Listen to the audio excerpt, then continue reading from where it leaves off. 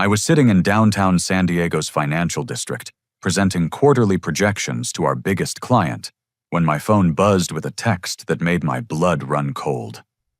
My sister Brenda had written, "We planned the family reunion at your beach house. 44 people 5 days. Stock the fridge by Friday." I stared at the screen in complete disbelief.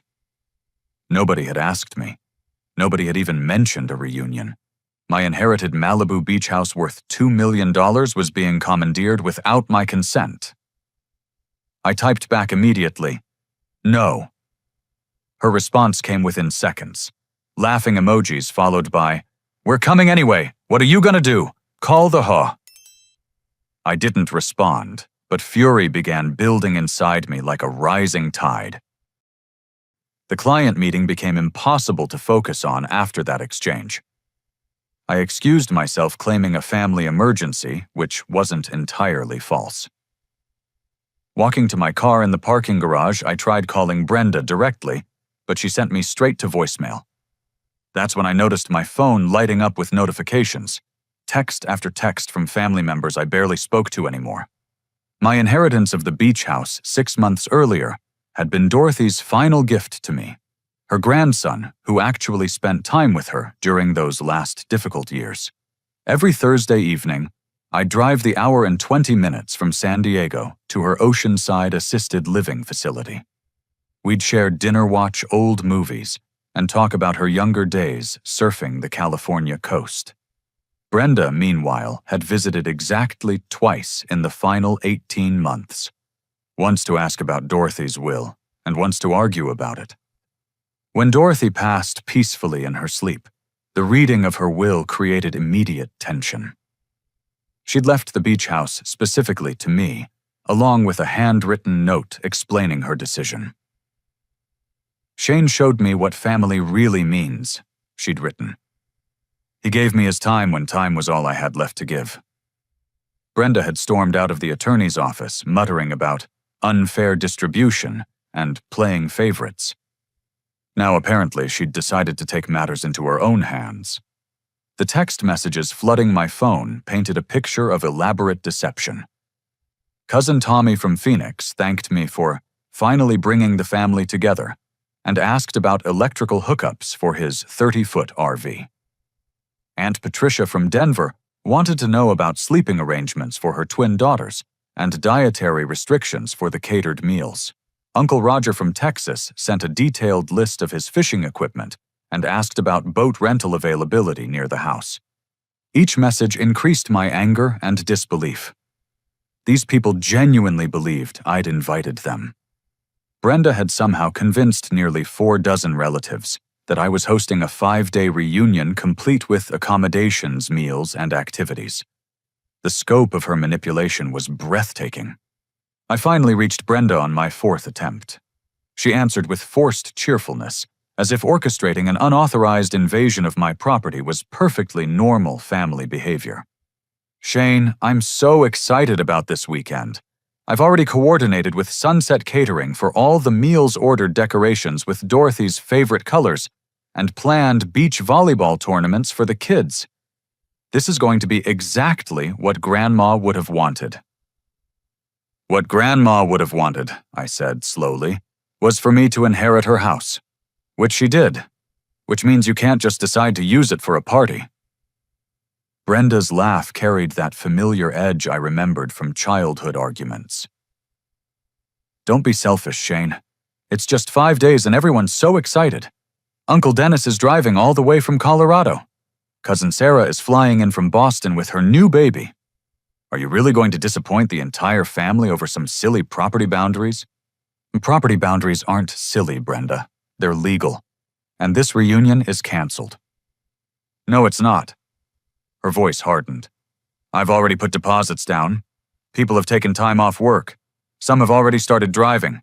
You can't just cancel a family reunion because you're having control issues." "Control issues. You planned an event at my house without asking me effed." "It's not just your house, Shane. It's the family house. Dorothy bought it with money she earned during 40 years of marriage to Grandpa Robert. That house represents our entire family history, and you're treating it like your private resort. The conversation spiraled from there. Brenda accused me of isolating myself since the inheritance of becoming obsessed with privacy and of dishonoring Dorothy's memory by not sharing her legacy. When I demanded she contact everyone and cancel the reunion, she laughed again. "We'll be there Friday at noon whether you like it or not. You can either be a gracious host or stand there looking foolish while your family celebrates together. Your choice." She hung up before I could respond. That evening I sat on Dorothy's deck, my deck now, watching the sunset paint the Pacific in shades of orange and pink. The house felt different than it had during my weekly visits with Dorothy. Larger somehow, more significant. The weight of ownership of making decisions about family legacy and personal boundaries settled on my shoulders like coastal fog. My phone buzzed with another message from Brenda. "P.S. I told everyone you're providing beverages and snacks, too. Don't forget ice cream for the kids." Tuesday brought a coordinated assault on my resolve that felt like psychological warfare. The phone calls started at 7 in the morning and continued past midnight, each family member deploying a different manipulation tactic with precision that suggested advanced planning. Mom called first, wielding the emotional weapons she'd perfected during my childhood. "Shane, honey, I'm so disappointed in your attitude. This reunion is about celebrating Dorothy's life and bringing the family together in her honor. She always talked about wanting to see everyone laughing and playing in her house. Now you're trying to prevent that from happening. Mom, I loved Dorothy too. But she left me the house specifically because she trusted my judgment. She wouldn't have wanted people making decisions about her property without consulting the owner."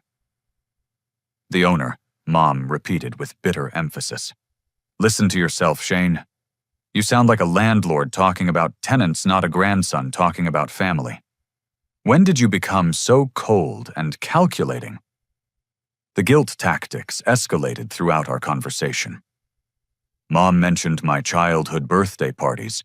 Dorothy hosted the summers I spent at the beach house, learning to surf the countless family memories connected to that property. She painted my refusal as a betrayal of everything Dorothy represented. "You've changed since you got that house," she concluded. "Money and property have made you selfish. Dorothy would be heartbroken to see what her generosity has turned you into."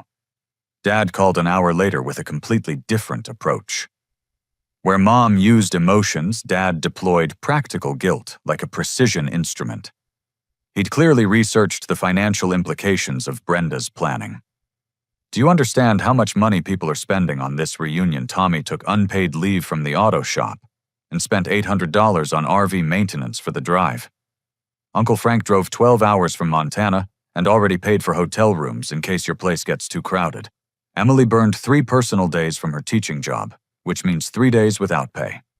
Dad continued cataloging the financial sacrifices relatives had made based on Brenda's invitations. Plane tickets purchased, vacation days, used babysitters, hired restaurant reservations canceled.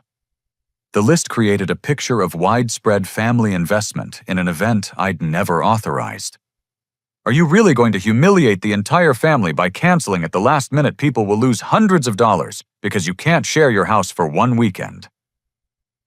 They'll lose money because Brenda lied to them, not because I'm enforcing reasonable boundaries." Reasonable boundaries. Dad's voice rose. "Shane, this is your family. These aren't strangers asking for favors. These are the people who celebrated your college graduation, who sent wedding gifts when you married Kelly, who supported you through your divorce. Now you're treating them like trespassers." The pressure intensified dramatically. Tuesday evening when I received a group text from something called the Family Planning Committee. The participants were Brenda, Mom, Dad, Aunt Carol, and Uncle Dennis. The message thread they'd accidentally included me in revealed weeks of planning and discussion about my personality issues. The screenshots showed private conversations about my antisocial tendencies and obsession with privacy. Brenda had told them I'd become difficult and paranoid since inheriting Dorothy's house. Mom had expressed concern about my isolation and suggested the reunion would help me reconnect with family values. But the most damaging messages came from Brenda herself. In one exchange, she wrote, "Shane thinks he's better than the rest of us now. He needs to learn that family comes before property ownership." In another, "If he won't voluntarily share Dorothy's legacy, we need to show him that family solidarity means more than legal documents." Reading those private conversations felt like discovering a conspiracy. These weren't spontaneous reunion plans. They were calculated efforts to test my boundaries and establish control over my property. The reunion was less about celebrating Dorothy and more about demonstrating that family pressure could override individual autonomy. The final assault came late Tuesday night. Mom and Dad called together using speakerphone for maximum impact. Their message was delivered as an ultimatum disguised as concern. "We've been talking with Aunt Carol and Uncle Dennis," Dad began. "Everyone's worried about your behavior lately. This refusal to host the reunion is just the latest example of how you've changed since getting Dorothy's house. We think you need professional help," Mom added. "Isolating yourself from family, becoming obsessed with control and property rights. These aren't healthy responses to grief and inheritance. If you can't find a way to be part of this family," Dad concluded, "maybe you shouldn't be part of it at all. We didn't raise you to be selfish and antisocial. Either you participate in this reunion like a normal family member, or we'll have to seriously reconsider our relationship with you." The threat hung in the silence like fog over the ocean. My parents were prepared to disown me over my refusal to surrender my property to Brenda's unauthorized planning. The reunion had become a loyalty test with my family relationships held hostage until I demonstrated submission to their collective will. I hung up without responding and walked onto Dorothy's deck. The ocean stretched endlessly under starlight, indifferent to human complications. Waves crashed against the rocks below with steady rhythm that had comforted Dorothy during her final years, and now offered me the same solace. Something fundamental had shifted in my understanding of family dynamics. This wasn't about reunion planning or property sharing. This was about power control and the assumption that blood relationships granted unlimited access to my decisions, my space, and my autonomy. For the first time since inheriting Dorothy's house, I truly understood why she'd left it specifically to me. She'd recognized something in our family dynamics that I was only now beginning to see clearly. Wednesday morning, I called in sick to work and scheduled an emergency consultation with Marcus Thompson, the property attorney who'd handled Dorothy's estate. His downtown office overlooked San Diego Bay, and I found unexpected calm in watching sailboats navigate the harbor while explaining my family's unauthorized reunion plans. Marcus listened without interruption as I detailed Brenda's manipulation tactics, the pressure campaign, and my parents' ultimatum. When I finished, he leaned back in his leather chair and shook his head. "Your family has no legal right to use your property without permission," he said firmly. "Blood relationships don't create property access rights. You have absolute authority to deny entry to anyone, family included. More importantly, this situation has several troubling aspects that go beyond simple boundary disputes." He opened a legal pad and began documenting the facts. Fraudulent invitations sent without property owner consent, coordination of events without authorization, financial commitments made by third parties based on misrepresentation, threats of family exile used as coercion tactics. If your sister follows through with this reunion despite your refusal, she's committing criminal trespass. If she's collected money from relatives for expenses related to unauthorized use of your property, that could constitute fraud. And if she's encouraging others to ignore your property rights, that's conspiracy. Marcus recommended immediate protective measures. Change all access codes, document every communication, install security cameras, contact local law enforcement to establish a record of your concerns. Consider hiring private security if the family shows up Friday. This isn't just about one weekend, he warned.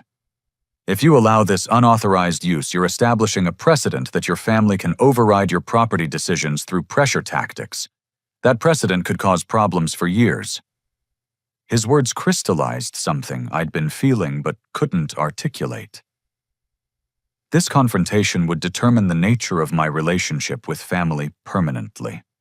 Either I'd establish myself as an autonomous adult whose decisions deserved respect, or I'd become someone whose boundaries could be violated whenever family members decided they knew better.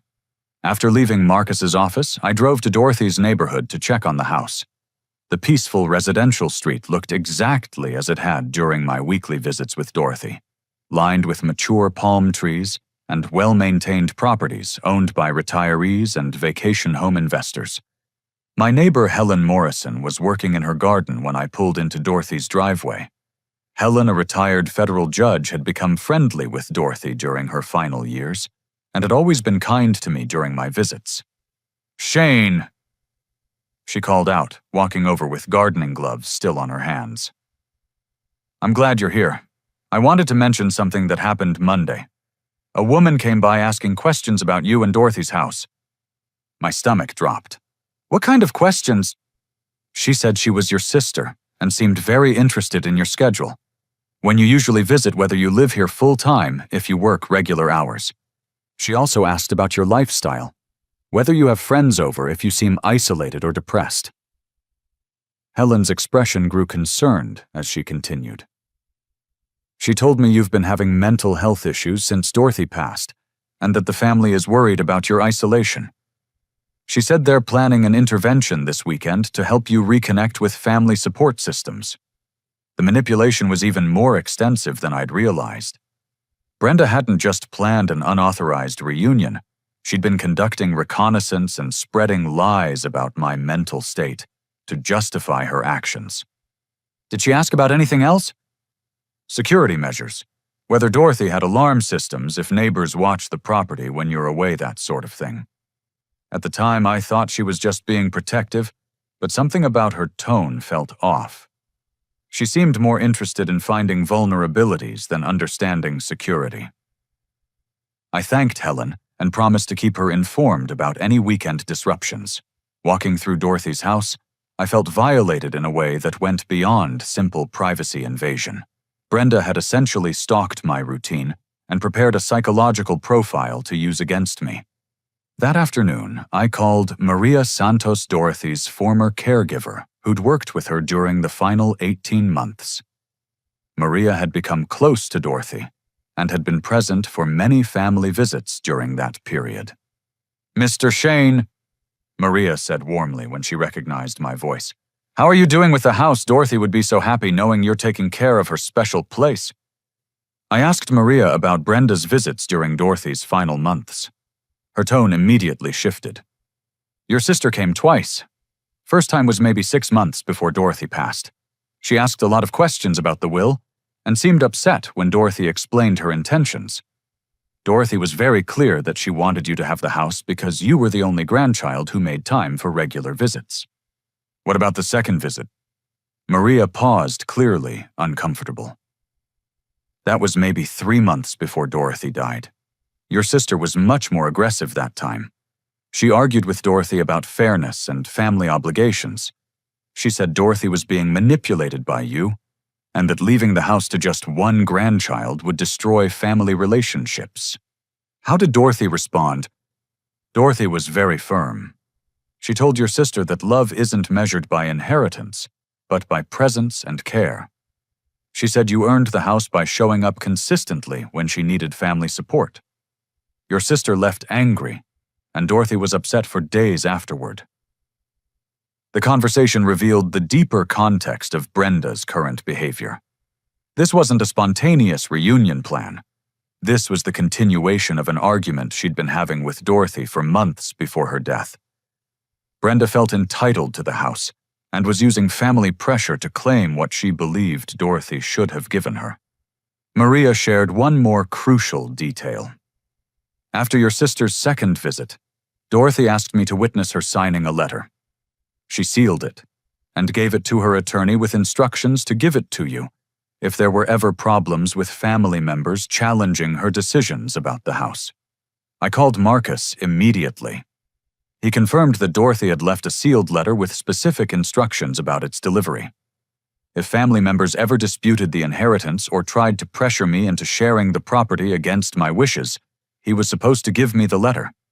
Given current circumstances, Marcus said, "I think it's time you read what Dorothy wanted you to know." Wednesday evening, I sat in Marcus's office reading Dorothy's letter. Her handwriting was shaky, but determined. "My dear Shane, if you're reading this, it means someone in the family is trying to override my decisions about the house. I want you to know that I gave you this property because you understood what family really means. Family isn't about claiming what you're entitled to. It's about showing up when people need you.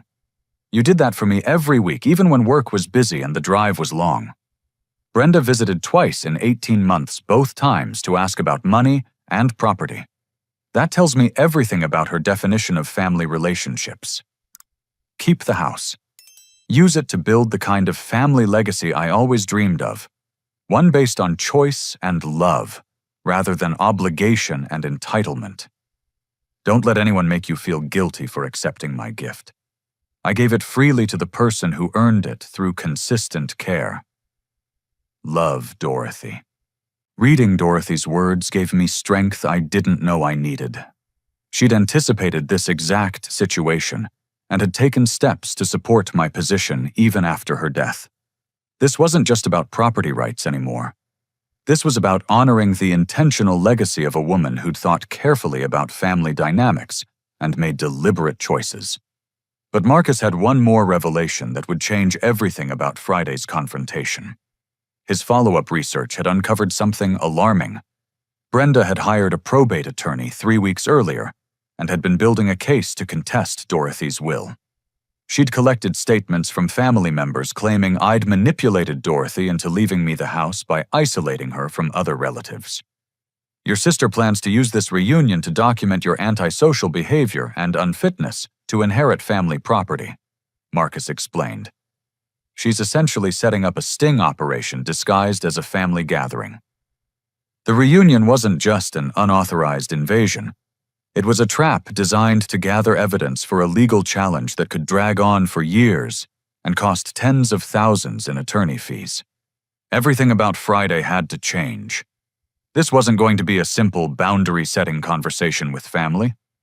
This was going to be a battle for Dorothy's legacy and my right to honor her explicit wishes about the house she'd loved.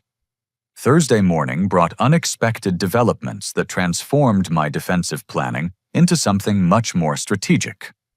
I was researching security companies when my phone rang with a call that would change everything about Friday's confrontation. "Shane. This is Derek calling from Portland."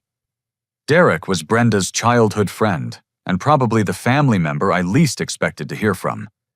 We'd barely spoken since high school, and I couldn't imagine why he'd be calling now. "I hope you don't mind me reaching out directly." Derek continued, his voice tense with nervous energy. "But I think you need to know what's really been happening with this reunion planning." My pulse quickened. "What do you mean?" "Brenda asked me to do something this weekend that didn't sit right with me. She wants me to secretly record conversations with you during the reunion to prove you're mentally unstable.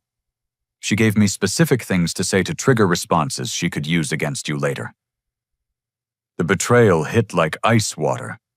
"She what?" Derek's voice carried genuine distress. "She's been planning this for weeks, Shane. It's not really about a family reunion. She's trying to build a case that you manipulated Dorothy and that you're not fit to inherit the house. She wants me to get you on recording saying things that sound paranoid or antisocial." I sat down heavily, processing the scope of Brenda's deception. "Why are you telling me this?" "Because what she's asking me to do is wrong. And because I've been listening to her talk about this situation for months now. She's not the person I thought I knew." Derek explained that he'd been gradually recording his phone conversations with Brenda over the past weeks, initially just to keep track of reunion logistics, but increasingly because her behavior concerned him. What he'd captured painted a disturbing picture of calculated manipulation and entitlement. "I can send you the recordings," Derek offered. "You need to hear what she's really been saying about you, about Dorothy, and about her plans for the house."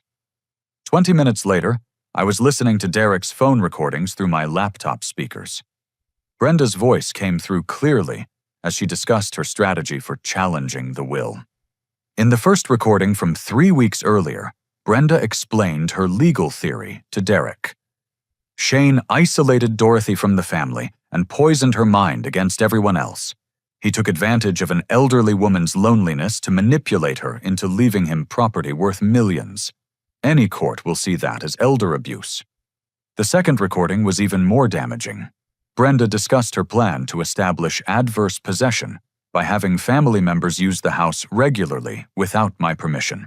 If we can show consistent family use of the property over time, we can claim legal rights based on traditional family access patterns. But the most shocking recording came from just 4 days earlier. Brenda was coaching family members on what to say about my behavior during Dorothy's final years. Remember, Shane was controlling about visits. He scheduled everything through himself and got upset when people showed up unexpectedly. He was paranoid about Dorothy talking to other family members and possessive about her time. Make sure you mention his drinking problem and how he seemed obsessed with the will. The drinking problem was completely fabricated. I rarely had more than 1 beer with dinner and had never drunk alcohol during visits with Dorothy. But Brenda was systematically creating a false narrative about my character and relationship with our grandmother. Derek's voice came back on the line. There's more. She's been telling people that you've been financially struggling and that getting the house made you greedy and selfish. She claims you've cut off communication with family members who questioned your inheritance. None of that's true. I know. That's why I'm calling. Brenda asked me to document your concerning behavior this weekend and to make sure other family members heard you saying things that sounded unstable. She specifically wants me to record you talking about security measures, privacy concerns, or anything that could sound paranoid. Derek agreed to attend the reunion as originally planned, but to secretly document Brenda's behavior instead of mine. He'd wear a recording device and capture her attempts to manipulate conversations and gather evidence against me. There's something else you should know, Derek added. Several family members have privately expressed discomfort with Brenda's pushy planning, but they're afraid to oppose her directly. Tommy told me he never wanted to impose on your property, but felt pressured to participate. Amanda said Brenda threatened to exclude her from future family events if she didn't support the reunion. This information reframed the entire situation. My family wasn't unanimously against me. They were being manipulated by someone willing to use guilt threats and outright lies to achieve her goals. Thursday afternoon, I implemented comprehensive defensive measures. Elite Coastal Security agreed to provide 2 uniformed guards for Friday through Tuesday, with additional patrol services if needed. I changed all electronic access codes and installed temporary security cameras at every entry point. My property manager, Janet Collins, helped coordinate with the San Diego County Sheriff's Department to ensure they understood the situation. Deputy Rodriguez visited the house Thursday evening to review my concerns and establish a communication protocol for Friday. Property disputes involving family members can get emotionally complicated, Deputy Rodriguez explained. But your rights are clear. This is your property. You've explicitly denied permission for the event, and anyone who enters without authorization is committing criminal trespass. He recommended documenting everything and calling immediately if anyone attempted to enter the property. Don't engage in lengthy arguments or explanations. State your position once clearly, then contact us if they don't comply. Thursday evening, I sat in Dorothy's living room, preparing for what felt like the most important confrontation of my adult life. The house was quiet, except for ocean waves and distant seagulls, exactly as it had been during my weekly visits with Dorothy. I thought about her letter and her explicit wishes about family legacy. She'd wanted the house to represent love and choice rather than obligation and entitlement. Tomorrow's confrontation would determine whether her vision survived or whether Brenda's manipulation tactics would prevail. Derek called one final time before bed. Shane, whatever happens tomorrow, remember that not everyone supports what Brenda's doing. Some people are just scared to stand up to her directly. When the truth comes out, I think you'll be surprised by how many family members have been uncomfortable with this whole situation." His words offered hope that Friday's confrontation might reveal allies I didn't know I had and expose manipulation tactics that had been operating in secret for months. But first, I had to survive what was essentially a family ambush, disguised as a reunion orchestrated by someone willing to forge legal documents and destroy relationships to claim property she felt entitled to own. The beach house had become ground zero for a battle over Dorothy's legacy family dynamics, and my right to honor her explicit wishes about the inheritance she'd thoughtfully planned and legally executed. Tomorrow would determine whether love and respect could triumph over manipulation and entitlement, or whether family pressure could override individual autonomy and the wishes of the dead. Friday arrived with complications I hadn't anticipated.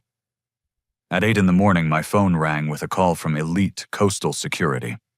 Their overnight monitoring had detected a perimeter breach at 3:27 a.m. "Someone attempted to climb the fence near the back gate," explained Supervisor Janet Hayes. "Our motion sensors triggered, and the security cameras captured clear footage. The individual tried to disable the electronic gate mechanism before our patrol unit arrived."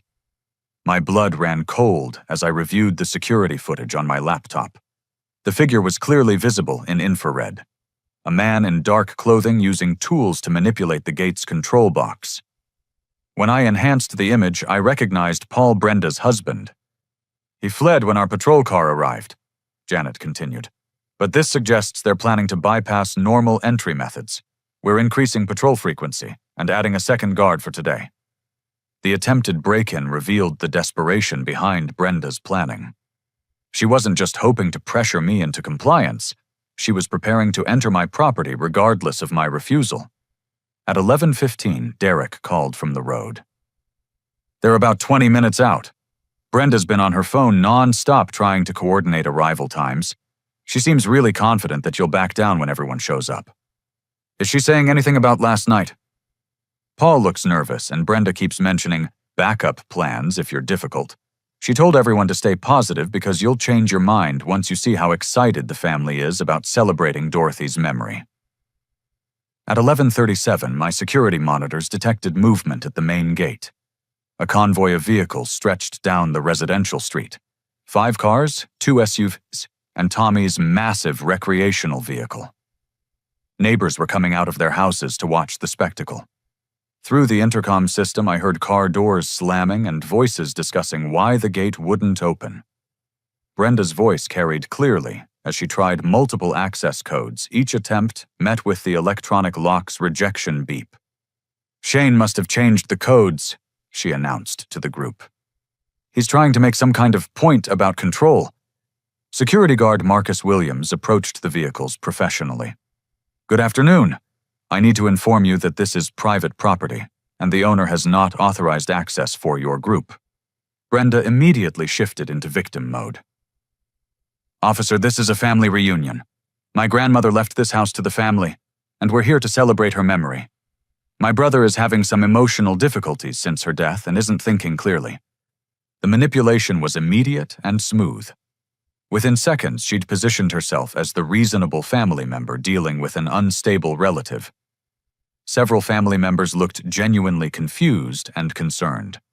Uncle Frank stepped forward. "There must be some misunderstanding. Brenda organized this reunion months ago. Shane invited us himself." "I'm sorry, sir," Marcus replied calmly.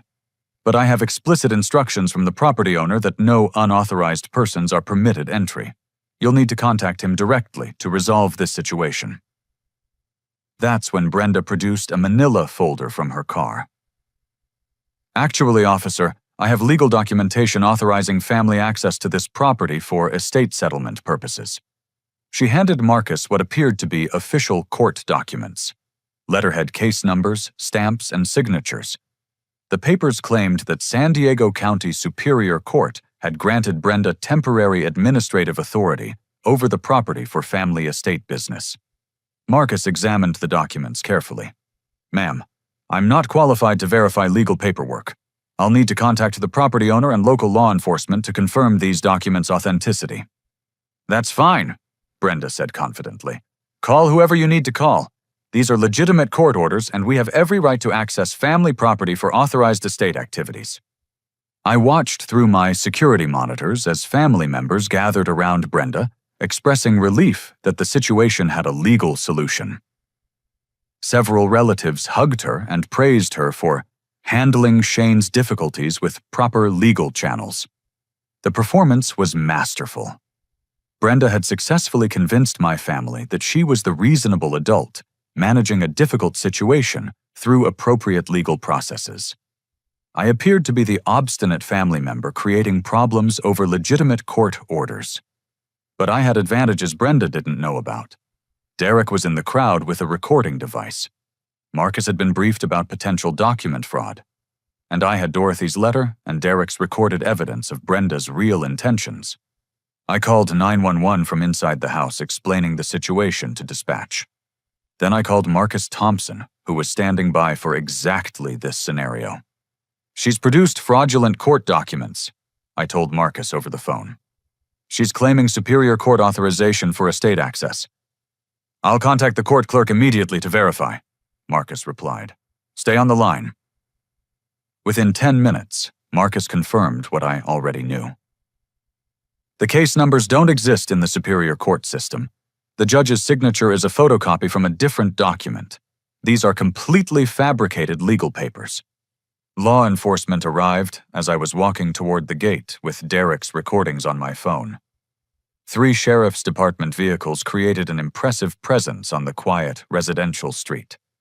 Deputy Rodriguez took charge, immediately examining Brenda's documents and calling for verification. The family watched in growing confusion as the official nature of the situation became clear. Ma'am. Deputy Rodriguez addressed Brenda after completing his radio check. These documents aren't legitimate. The case numbers don't exist, and the court clerk has no record of any orders related to this property. Brenda's composed facade cracked slightly. That's impossible. My attorney prepared these papers specifically for this situation. Document fraud is a serious crime, Deputy Rodriguez continued. I need to speak with the property owner to understand the full scope of this situation. I approached the gate, Derek's recordings ready on my phone. The family members who'd driven hundreds of miles for the reunion stared at me with expressions ranging from confusion to anger to embarrassment. Derek. I called out, "Why don't you share those recordings you mentioned?" Derek stepped forward with visible nervousness but determination. Brenda, I think everyone needs to hear what you've actually been planning for this weekend. He pressed play on his phone, and Brenda's voice carried clearly through the outdoor speaker. Shane isolated Dorothy from the family and poisoned her mind against everyone else. He took advantage of an elderly woman's loneliness to manipulate her into leaving him property worth millions. The effect on the assembled family was immediate and profound. Faces that had shown confusion now registered shock and betrayal. Aunt Patricia put her hand over her mouth. Uncle Frank shook his head in disbelief. Derek played the next recording. Remember, Shane was controlling about visits. He was paranoid about Dorothy talking to other family members and possessive about her time. Make sure you mention his drinking problem and how he seemed obsessed with the will. I don't have a drinking problem, I said quietly to the stunned group. I never isolated Dorothy from anyone. I visited her every Thursday evening because she was lonely and I loved her. The transformation in family dynamics was immediate. Tommy stepped away from Brenda. Amanda looked horrified. Several relatives began whispering among themselves as the reality of their manipulation became clear. But Brenda wasn't finished. Her desperation led to an even more dramatic revelation that would expose the full scope of her deception and forever change our family relationships. The situation exploded into complete chaos when my parents arrived unexpectedly. Mom and Dad had driven overnight from San Francisco, planning to surprise the family with their attendance. Instead, they found sheriff's vehicles' security guards and their daughter in handcuffs for document fraud. "What is happening here?" Mom demanded, rushing toward Deputy Rodriguez. "Why are you arresting Brenda Shane? What have you done to your sister?" Dad immediately positioned himself as Brenda's defender. his voice carrying the authority he'd used throughout my childhood. "Officer, this is a family dispute over property inheritance. There's no need for criminal charges over misunderstandings about estate documents." Deputy Rodriguez maintained his professional demeanor. "Sir, your daughter presented fraudulent legal documents claiming court authorization to access private property. Document fraud isn't a misunderstanding. It's a felony." "Those papers were perfectly legitimate," Dad insisted. "I helped write them myself based on our research about family property rights and estate settlement procedures." The words hung in the air like a confession. Deputy Rodriguez's expression sharpened immediately. "Sir, are you stating that you participated in creating fraudulent legal documents?" Mom tried desperately to silence Dad, but the damage was already done. In his emotional rush to defend Brenda, he'd admitted to criminal conspiracy. The family reunion had become a crime scene with multiple perpetrators. Derek continued playing his recordings as the legal situation deteriorated for my parents and sister. The assembled relatives heard Brenda's voice explaining her adverse possession strategy. "If we can show consistent family use of the property over time, we can claim legal rights based on traditional family access patterns." Uncle Frank stepped forward, his weathered face showing deep disappointment. "Brenda, I drove 12 hours from Montana because I thought this was about honoring Dorothy's memory. You told me Shane had invited everyone to celebrate her life in the house she loved." "It was supposed to be about Dorothy," Brenda replied desperately. "Shane's been keeping everyone away from her house, treating it like his personal retreat, instead of sharing it with family like she would have wanted." "Dorothy left Shane the house specifically," Aunt Patricia said firmly. "I was there when the will was read. She was very clear about her reasons." The conversation gained momentum as family members began sharing their own experiences of Brenda's manipulation. Tommy revealed that Brenda had threatened to exclude him from future family events if he didn't participate in the reunion. Amanda admitted feeling pressured to support Brenda's planning despite personal reservations. Cousin Sarah, who'd flown in from Boston with her infant daughter, looked exhausted and betrayed. "Brenda, you told me Shane was having mental health problems and needed family intervention. You said this reunion was therapeutic support disguised as celebration." "I took unpaid leave from teaching," added Emily. "I spent money I don't have on plane tickets because you convinced me Shane was isolated and depressed and needed family connection." Each revelation deepened the picture of systematic manipulation spanning months of planning. Brenda hadn't just organized an unauthorized event. She'd created elaborate deceptions tailored to each family member's concerns and vulnerabilities. The turning point came when retired Judge Helen Morrison joined the gathering. She'd watched the commotion from her garden and decided to offer witness testimony. "I need to share something relevant to this situation," Helen announced to Deputy Rodriguez.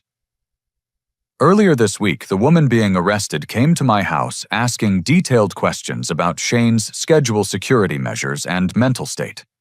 She told me Shane was having psychological problems and that the family was planning an intervention." Helen's testimony revealed the premeditation behind Brenda's actions. This wasn't spontaneous reunion planning. It was calculated reconnaissance and character assassination designed to justify unauthorized property access. Derek played his most damaging recording last. Brenda's voice explained her ultimate goal to him with chilling clarity. "Shane thinks he's better than the rest of us now. He needs to learn that family comes before property ownership. If he won't voluntarily share Dorothy's legacy, we'll take what we're entitled to through legal channels or family pressure." The family listened in stunned silence as Brenda's real motivations became undeniable. This had never been about Dorothy's memory or family unity. This was about entitlement control and resentment over inheritance decisions made by someone else. Uncle Dennis, who'd driven from Colorado specifically for the reunion, approached me directly. "Shane, I owe you an apology. I thought you were being selfish about sharing Dorothy's house. I didn't understand that you were protecting it from someone who wanted to claim ownership through manipulation." The most powerful moment came when Maria Santos arrived unexpectedly. Derek had called her Thursday night, and she'd driven from Oceanside to support me during the confrontation. "Mr. Shane is a good man," Maria told the assembled family in her heavily accented English. "Every Thursday for 18 months, he visited Dorothy. He brought flowers, shared meals, watched her favorite movies. When she was scared about dying, he held her hand and promised to take care of her house." Maria turned to face Brenda directly. "You visited twice. First time to ask about money. Second time to argue when you didn't get what you wanted. Dorothy cried for days after your visits because you made her feel guilty for loving the grandson who showed up." The emotional weight of Maria's testimony shifted family dynamics completely. Relatives who'd been manipulated into supporting Brenda began approaching me with apologies and expressions of support. But the legal consequences were far from over. Deputy Rodriguez had been documenting everything for his report, and the district attorney's office would need to decide about prosecuting 3 family members for document fraud and conspiracy. As Brenda mom and dad were processed for arrest, I faced the most difficult decision of the entire ordeal: how much justice to seek against my own family members, and whether there was any path toward healing that didn't require destroying the people who'd raised me. The immediate aftermath of Friday's confrontation felt like surveying damage after a natural disaster. My parents and sister sat in the back of police vehicles, while family members who'd driven hundreds of miles for a non-existent reunion tried to process the scope of deception they'd experienced. Deputy Rodriguez pulled me aside for a crucial conversation. Given the family relationships involved, the district attorney's office is willing to consider alternative sentencing if you're open to restorative justice approaches. Document fraud is serious, but first-time offenders with family complications sometimes benefit more from restitution and counseling than jail time. The choice felt enormous. I could pursue full prosecution and watch my parents and sister face potential felony convictions, or I could find a path toward accountability that preserved some possibility of family healing. Derek stood beside me as I weighed the decision. "Whatever you choose, make sure it protects you from future manipulation. Forgiveness without consequences just enables more bad behavior." After consulting with Marcus Thompson by phone, I outlined my conditions to Deputy Rodriguez. Brenda mom and dad would enter guilty pleas to reduced charges, complete 200 hours of community service, attend family counseling, pay restitution for security and legal expenses, and sign legally binding agreements acknowledging my property rights and prohibiting future unauthorized access attempts. Most importantly, I added, they need to contact every family member who was deceived by this reunion planning and explain the truth about what happened. People need to know they were lied to. Deputy Rodriguez coordinated with the district attorney's office, and by evening the legal framework was established. My family would face consequences for their actions while retaining opportunities for redemption through changed behavior. The emotional reckoning with relatives continued throughout the weekend. I invited family members who'd been manipulated into staying at nearby hotels as my guests, using this unexpected gathering to rebuild relationships based on honesty rather than deception. Uncle Frank became an unexpected ally. Saturday morning, he knocked on my door carrying a bouquet of Dorothy's favorite flowers, white roses and baby's breath. "These are for Dorothy's garden," he said simply. "I'd like to spend some time there remembering her properly, if that's all right with you." We spent the morning working in Dorothy's garden together, Uncle Frank sharing stories about her younger years that I'd never heard. He explained how Dorothy had always valued authenticity over appearances, substance over social expectations. "She would have been proud of how you handled yesterday," Uncle Frank said. "Standing up to family pressure takes courage, especially when people you love are applying it."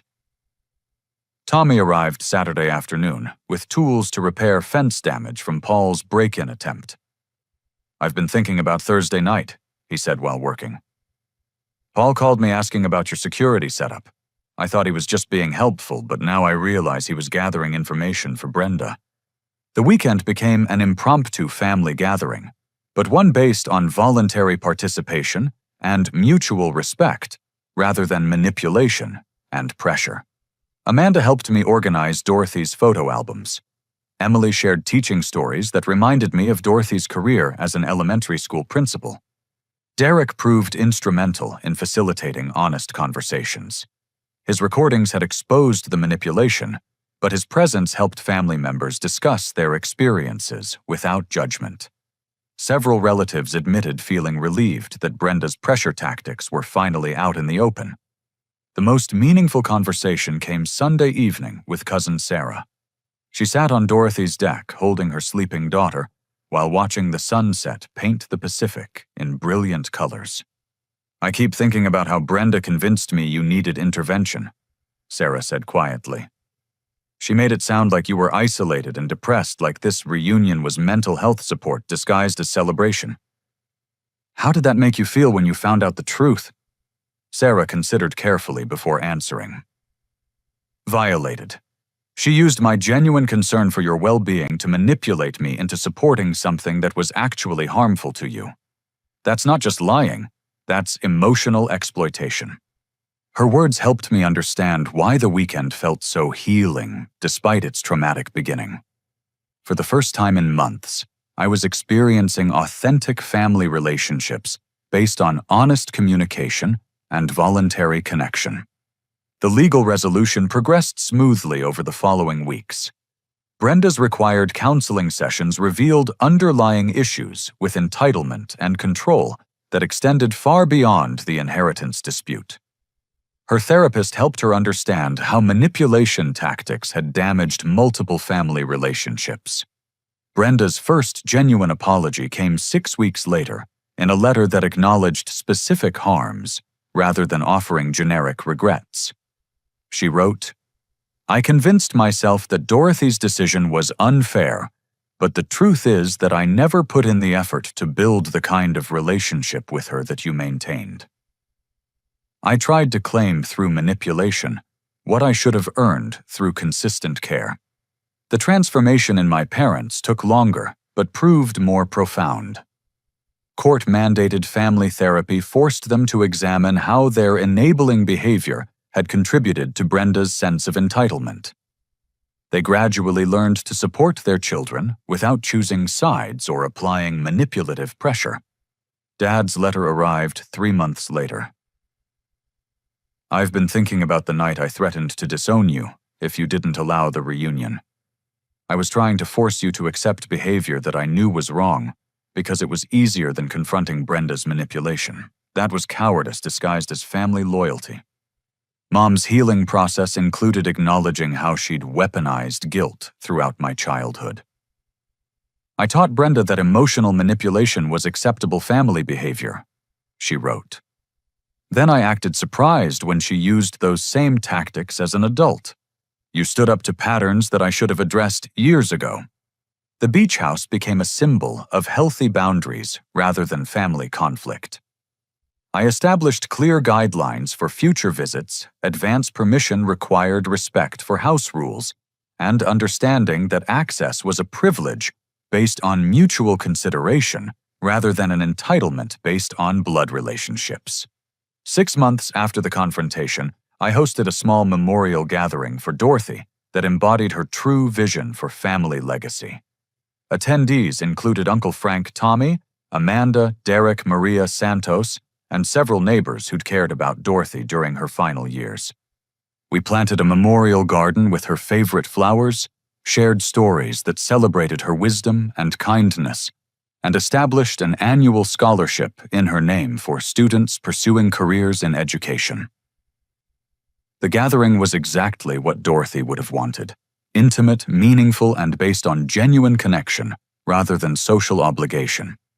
My professional life benefited unexpectedly from the confidence I'd gained through establishing boundaries. I received a promotion to senior consultant and began specializing in family business mediation, helping other families navigate property and inheritance disputes with healthier communication patterns.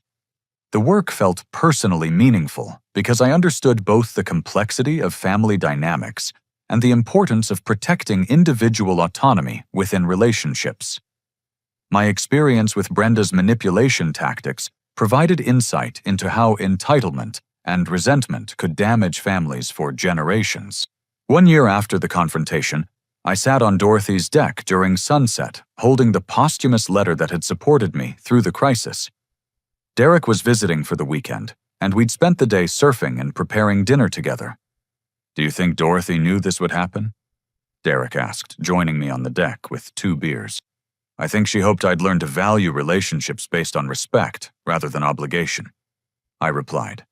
"She gave me the house, but more importantly, she gave me permission to expect better from family relationships." Derek nodded thoughtfully. The funny thing is that standing up to Brenda's manipulation actually brought out the best in other family members. Uncle Frank never would have shared those stories about Dorothy if the original reunion had happened. Tommy never would have offered to help with house projects. People needed permission to be authentic instead of performing family loyalty. His observation captured something essential about the year's transformation. Losing toxic family dynamics had created space for genuine connections to flourish. The relationships that survived the crisis were stronger because they were based on choice rather than coercion. The final scene of my story unfolded during a quiet barbecue for close friends and the family members who'd rebuilt their relationships with me through consistent respect and authentic care. The gathering included Derek, Uncle Frank, Tommy, Amanda Maria Santos, and several work colleagues who'd become chosen family. As conversations flowed easily around Dorothy's deck, I realized that her true legacy wasn't the physical house, but the lesson about building relationships based on mutual consideration and genuine connection. The confrontation had forced everyone to examine their motivations and choose their level of investment in family bonds. Watching friends and relatives enjoy Dorothy's favorite sunset, I understood that family isn't defined by blood obligation, but by consistent actions of love, respect, and support. The people gathering on her deck had earned their place through showing up authentically rather than claiming it through genetic entitlement. The beach house had become what Dorothy always intended, a foundation for building meaningful connections based on choice, respect, and shared values, rather than guilt manipulation and entitled demands. My life lesson crystallized in that moment of peaceful connection. Protecting boundaries isn't selfish, but necessary for maintaining relationships that can grow into something healthy and sustainable. Dorothy's gift wasn't just property. It was the foundation for creating the kind of family legacy she'd always dreamed of, one based on authentic love, rather than social performance. Standing on her deck surrounded by people who genuinely cared about my well-being, I finally understood what Dorothy had written in her letter about family meaning. Real family shows up consistently, respects boundaries, and builds connections through trust rather than pressure. The house represented not just Dorothy's legacy, but my own growth into someone who could honor healthy relationships while protecting himself from manipulation and entitlement. That balance between openness and boundaries, between generosity and self-protection, became the foundation for all my future family interactions. Looking back on that traumatic Friday confrontation, I realized it had been necessary for establishing the kind of family dynamics Dorothy would have celebrated. Sometimes love requires saying no to toxic behavior, even when that behavior comes from people you care about deeply. The ocean waves continued their eternal rhythm against the rocks below, indifferent to human complications, but somehow comforting in their consistency. Dorothy's house had become exactly what she'd intended, a place where authentic relationships could flourish because boundaries were respected and love was demonstrated through actions rather than demanded through obligation. Thank you for listening to this story about family boundaries, inheritance challenges, and the courage required to honor the wishes of people we love. I'd love to hear about your own experiences with family dynamics and difficult inheritance situations. Have you ever had to establish boundaries with family members who felt entitled to your property or decisions? How did you handle pressure from relatives who disagreed with your choices? Please share your thoughts in the comments below. And don't forget to like this video if it resonated with your own family experiences. Subscribe for more stories about standing up for yourself in challenging family situations. And share this video with anyone who might be dealing with similar inheritance or boundary issues with their own relatives.